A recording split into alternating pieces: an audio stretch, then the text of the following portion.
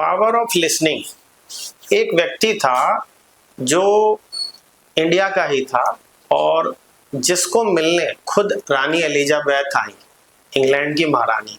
ऐसा क्यों हुआ? उस लड़के की क्वालिटी थी कि उसकी 16 गर्लफ्रेंड थी, 16 दोस्त, वो भी फीमेल, और उसमें कुछ मैरिड थी और कुछ अनमैरिड थी। यह सुनकर रानी एलिजाबेथ वाकई बहुत ज़्यादा आश्चर्यचकित हुई। आजकल एक लड़की या लेडी संभालनी मुश्किल है, ये 16 लड़कियों को कैसा संभाल रहा है?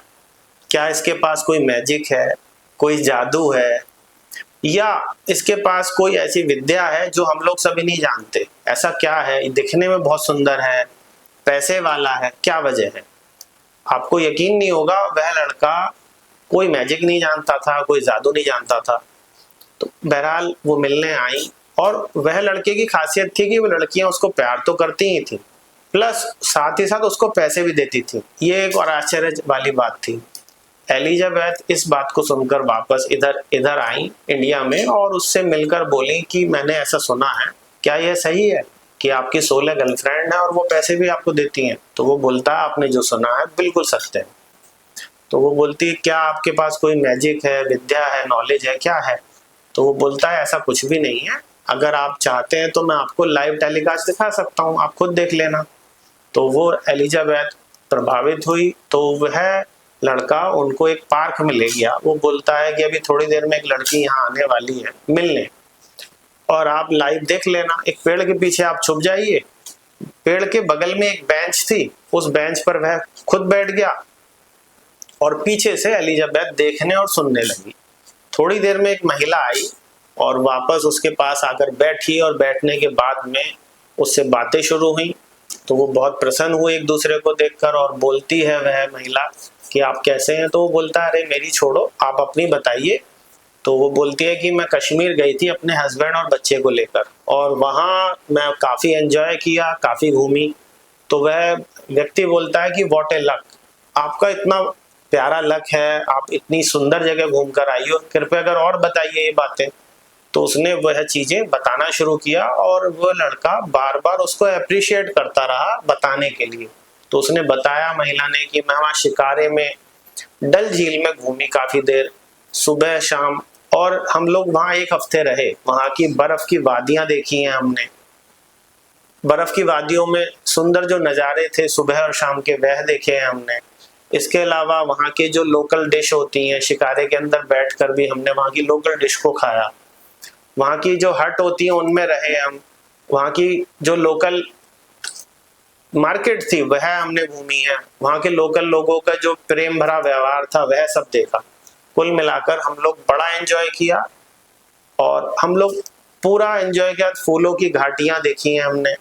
तो इस तरह से उसने वर्णन किया, और वह लड़का उसको अप्रिशिएट करता रहा, उसको उत्साहित करता रहा कि और वह अपनी बातें बताए। बीच में जब कभी भी महिला लड़के के विषय में कोई प्रश्न बोलती तो वो बोलता रहे मेरा तो कुछ नहीं, आप अपना बताइए, बड़ा अच्छा लग रहा है आपसे बातें सुनकर, और ऐसा लग रहा है जैसे मैं लाइव वहां पर पहुंच गया हूँ और आपने बहुत एंजॉय किया, तो ये आपकी बहुत बड़ी खुशकिस्मती है। तो इस तरीके से बातें करते हुए जब काफी देर हो गई, 2 घंटे बाद वह महिला बोलती है कि मेरे बच्चे को स्कूल से लाने का टाइम हो गया है, तो अब मुझे जाना होगा, तो मैं चलती हूँ। और उसको चलते वक्त कुछ पैसे भी उसको दिए, और वह महिला वहां से वापस चली गई।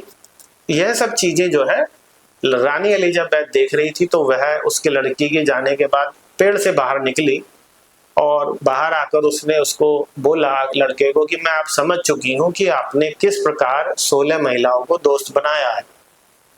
आपने उस लड़की की सारी बातें ध्यान से सुनी है। पहले आपके जो कान है वो हाथी जितने बड़े हैं, जो काफी सारी बातों को सुन पा रहे हैं, समझ पा रहे हैं। प्लस आपके पास जो तारीफ करने की कला है वह बहुत अच्छी है, आपने उसको बहुत तारीफ की है, अप्रिशिएट किया है, एनहेंस किया है, और जिससे कि वो ज्यादा बता पाई और आपका संबंध उसके साथ बहुत अच्छा हो गया या प्यार हो गया। यह महिला हर कोई चाहती है कि उसको समझने वाला, सुनने वाला कोई भी व्यक्ति हो, ऐसा वह चाहती है। और जनरली शुरू के रोमांस में जब लड़के लड़की होते हैं तो वो एक दूसरे को ज्यादा सुनते हैं, मगर जब शादी हो जाती है तो एक दूसरे को सुनना ही बंद कर देते हैं, बोलते हैं कि अरे सुनाओ मत, मैं कुछ काम से जा रहा हूँ या मैं जा रही हूँ, तो इस तरह से उनमें आपस में झगड़े विवाद हो जाते हैं। पहले एक दूसरे को काफी सुनते हैं तो प्रेम रहता है।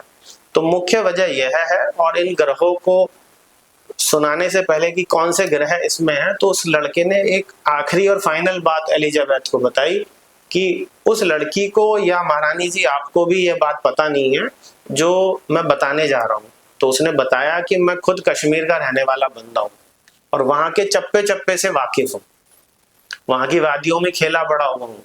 उसके बावजूद भी जो है मैंने वहां के बारे में कोई जिक्र नहीं किया। जनरली आम लोग क्या करते कि वहां की वादियों में जो भी व्यक्ति रहा होगा वो ये बताएगा अरे मैं तो पहले ही जानता हूँ, तो ये 2 घंटे का जो टॉपिक है वो चलता ही नहीं, स्टोरी वहीं दी एंड हो जाती और लड़की उतने उत्साह से बता ही नहीं पाती।